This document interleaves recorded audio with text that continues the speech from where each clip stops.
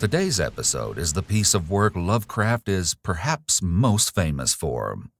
Games, movies, comics, plushies, and authors worldwide have been inspired by this story. Even the author's legacy, the Cthulhu Mythos, is named after this story. Fun fact, though, Lovecraft himself referred to his connected writings as, in sort of a jest, as Yog Sothothery after another of his entities. In this first part, we're introduced to our narrator and his initial discoveries of strange dreams, widespread pockets of madness, and a strange bas-relief that will lead him down a rabbit hole of non-Euclidean structures, cults, and living nightmares. This is H.P. Lovecraft's The Call of Cthulhu. Part 1. The Horror in Clay. The most merciful thing in the world, I think, is the inability of the human mind to correlate all its contents.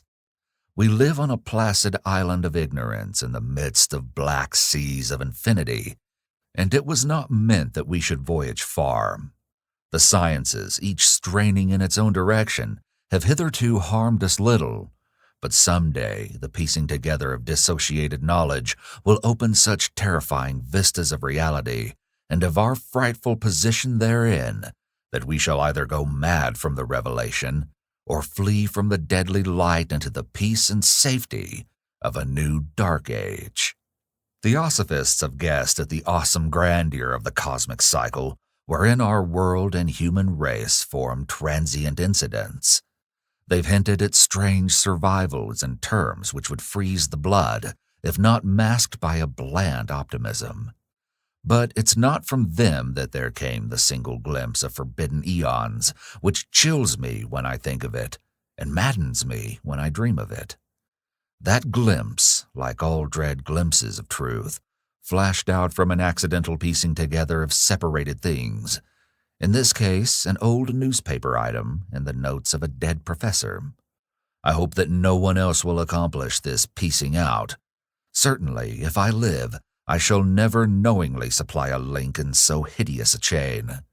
I think that the professor, too, intended to keep silent regarding the part he knew, and that he would have destroyed his notes had not sudden death seized him.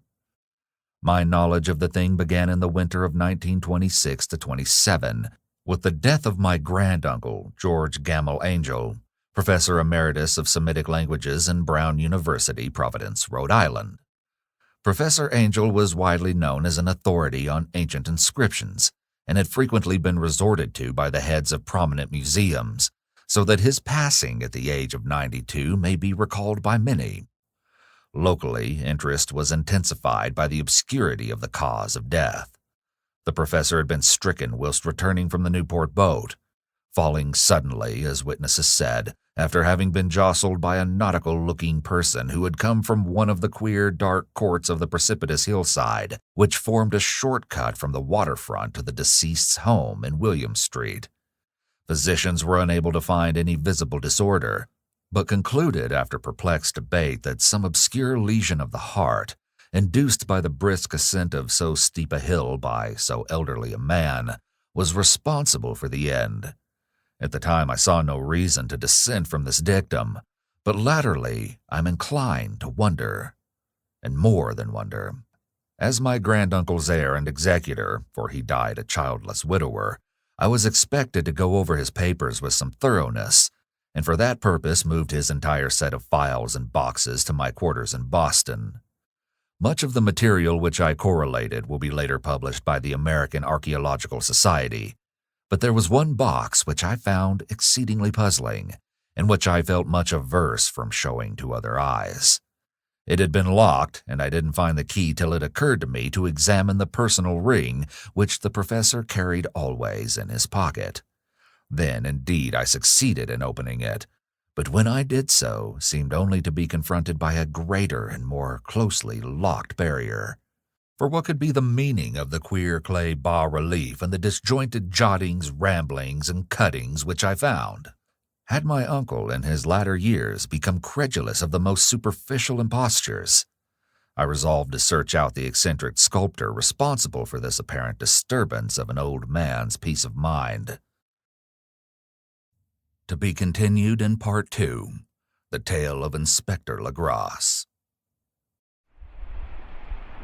Thank you for listening to the Dark Volumes podcast.